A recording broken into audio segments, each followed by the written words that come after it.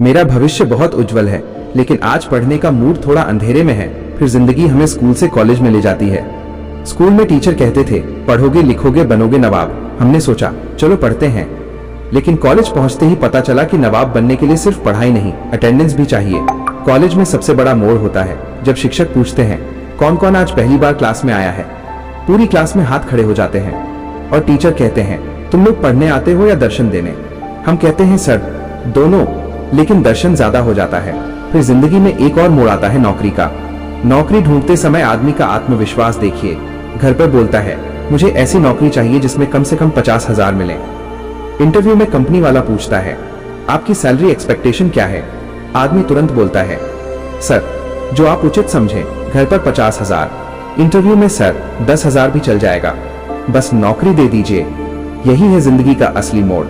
नौकरी मिल गई तो दूसरा मोड़ आता है बॉस। बॉस को देखकर कर्मचारी की चाल बदल जाती है। बॉस सामने, गुड मॉर्निंग सर। बॉस पीछे गया, भाई आज तो जान लेगा।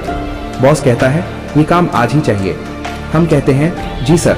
अंदर से मन बोलता है आज ही क्यों, कल भी तो सूरज निकलेगा।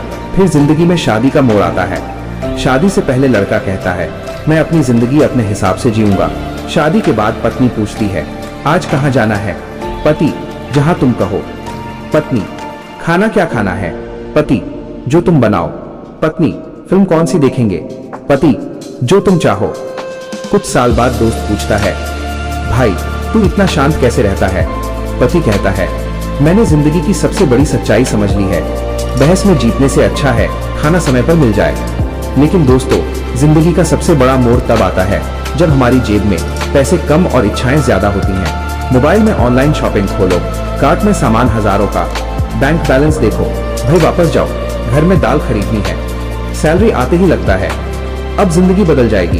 3 दिन बाद बिजली का बिल, मोबाइल का बिल, घर का खर्च, राशन और आखिर में बैंक बैलेंस कहता है भाई मैं चलता हूँ, फिर मिलेंगे अगले महीने।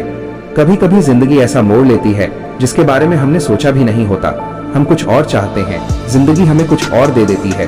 हम कहते हैं भगवान मुझे ये चाहिए, भगवान कहते हैं ठीक है बेटा, और फिर ऐसी परिस्थिति देते हैं कि हम कहते हैं भगवान जी मैंने वो वाला नहीं, दूसरा वाला मांगा था। लेकिन एक बात बहुत मजेदार है, जिंदगी जब तक आसान रहती है हम उसकी कदर नहीं करते।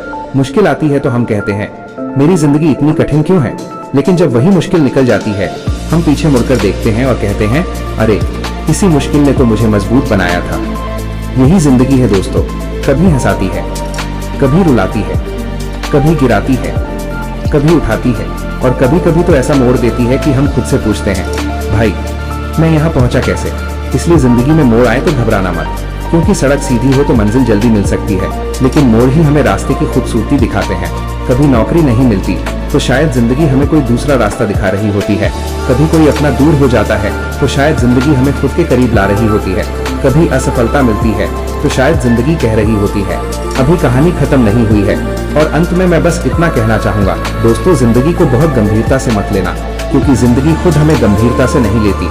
आज हम जवान हैं, कल फोटो देखकर कहेंगे अरे यार तब तो मैं कितना स्मार्ट था, और हमारा दोस्त बोलेगा तब भी यही बोलता था। इसलिए हंसते रहिए, मुस्कुराते रहिए, गिरे तो उठिए, हारे तो फिर कोशिश कीजिए।